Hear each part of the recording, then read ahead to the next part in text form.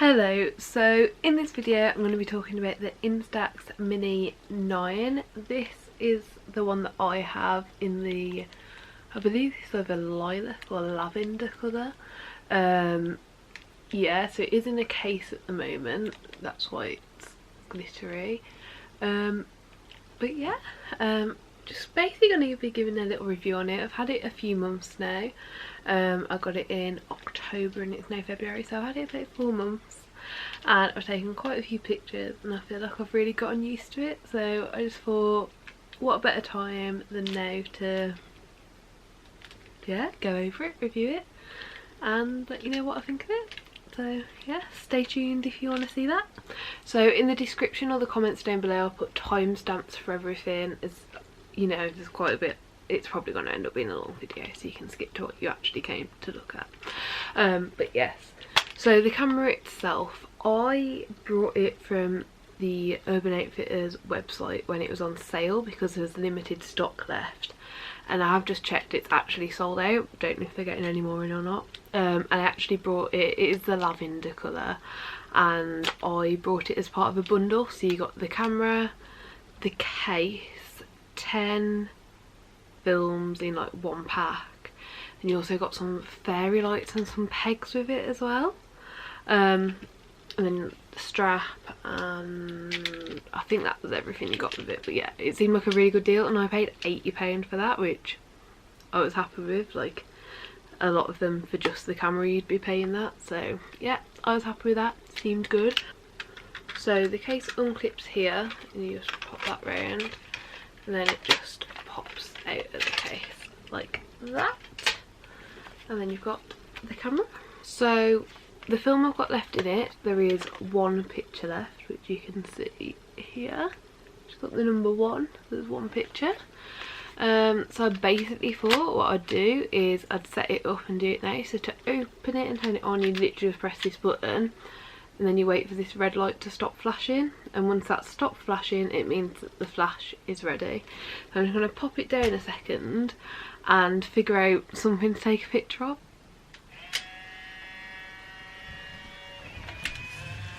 Okay, and then this is now printing out the top, and then I'm just going to put it face up on the side. You can't actually see the side, but it's face up on the side. And that is done, and in a few minutes we'll see what it looks like. So whilst that's developing, I thought it'd be a decent time, as I've now ran out of film, to show swapping the film, because I think buying the individual films every time is where it starts to get expensive. So this is just a standard pack of like just white film, and you do get these by themselves in a pack of 10, which is what just this container is, or when I last brought them I got 80, so it was like 8 packs of these all in like 20 boxes. So this is what I've got left of that. Yeah, but even that, it works out to about 70 pence per picture, so that's quite expensive in my opinion. Like, I like it and I'm still happy to do it, but I think it's expensive. So yeah, so taking the film out, we're just opening this up and we take it out, all sorted, and then just open this one up. And what I like about this, and why, you know, one of the selling points of going for this one for me is that I can't get this wrong. So there's a yellow tab here and there's a yellow tab here, and you just insert it so that the yellow tabs touch, and close that back up. And then if you're having problems as well, like, you can see the yellow tab through this little bit here, so you can always double check you haven't done it wrong without opening it up and ruining the film. So yeah, and then so obviously the film that I put in was all in a black casing. So what I'm going to do is take a picture,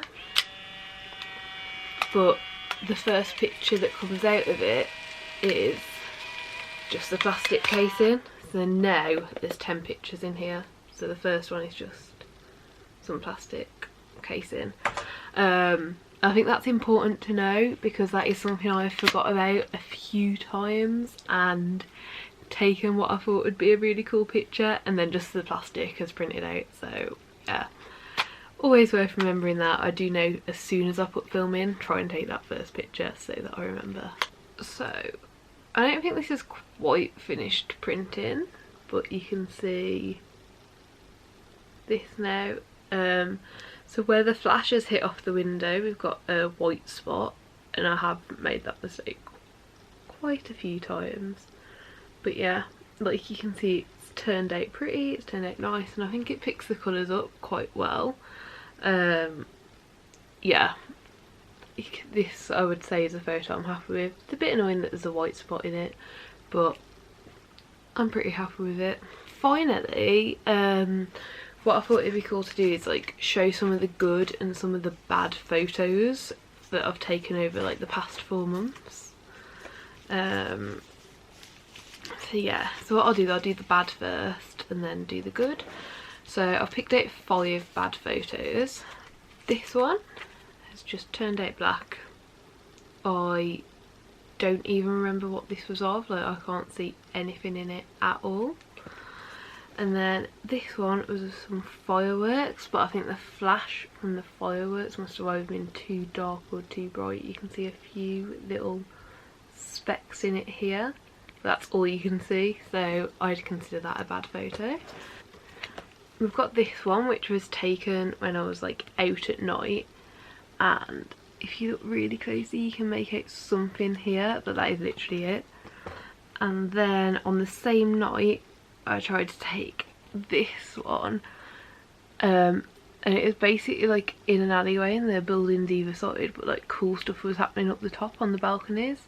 But you can see the buildings either side where they were lit up, you can see, and the rest of it is just black, so it really just can't handle that amount of darkness. And then this one I don't even know how it happened, because I must have been looking through the lens to take the picture, but it's just really close and really dark. So you can see part of a flower here and some like wool here, and it's also really out of focus, so I honestly don't even know how this happened. Like most of them that have turned out bad I can figure out why, but this flower should have been in the centre if I remember correctly, and this should have been in focus. So yeah, don't know how that one happened, but those are like the 5 bad ones that I think are like the worst ones from what I've taken in the last 4 months. And then I've got 13 good ones. So I think I do have some that are better, but they're like on display. So I've got 4 of the dogs, like the family dogs, that are up on display on the wall, and I've got some that I've been putting into scrapbooks as well. So I don't want to look through all of that to find some good ones, but I've found enough good ones I think to show kind of like what you're going to get from it. To start with, here is a successful firework one. So you can actually make out the firework, like it's a black sky with a firework in. It's not an amazing photo when it comes to subject matter, but like for me that holds a memory and you can tell what it is and see it, and I'm very happy with that one. Next we will do some animal ones. So we looked after a dog for a few days, and these are a couple that we got of him, of Charlie the Staffy. I just think they came out so lovely. Like you can really see like the detail in his face, and like you can see the surroundings. Yeah, I don't know, they bring happy memories, so maybe that's like why I consider these as being so good. But like I do think they're really good photos how they've turned out as well. Bubs the cat, again I think it's really cool how like all of the details have come out in this one. Like you can really see his markings and all of that. And then we have the Lucy doggy. So this one's not an amazing one in terms of the background, like the background has come out very dark, but like she's really lit up and she looks so cute. And yeah, like even though it hasn't come out amazing in the background, like it's obviously a bit too dark of a room, like I think because she's so light against it, it's still come out really well because you can really see, like, you know, to say that these are just photos that print out as you take them, you can literally like make out her fur, you can make out that she's got like little cataracts in her eyes. Like, yeah, I think this turned out well.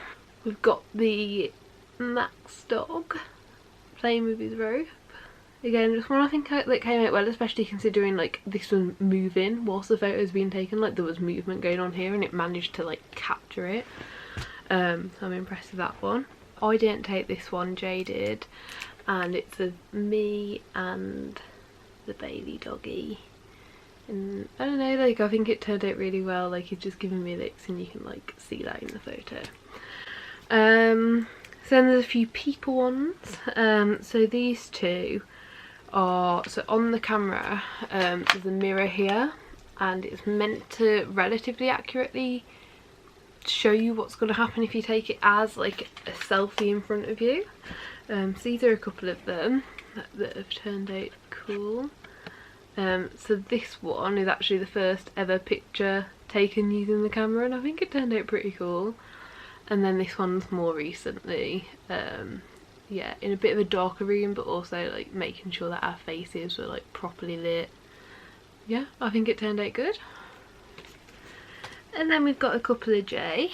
So I think just one morning I was playing around with the camera and he was getting ready. I just really like how you can see like the depth in the photo. Like I think it has a proper name, but like, you know, like you can see that his fingers out and you can see like the walls like quite a bit behind him. I don't know, I just think it turned out really cool. And then we've also got him whilst we're dyeing his hair, eating his Greg's pizza, and I don't know, like again I just think it's turned out really cool.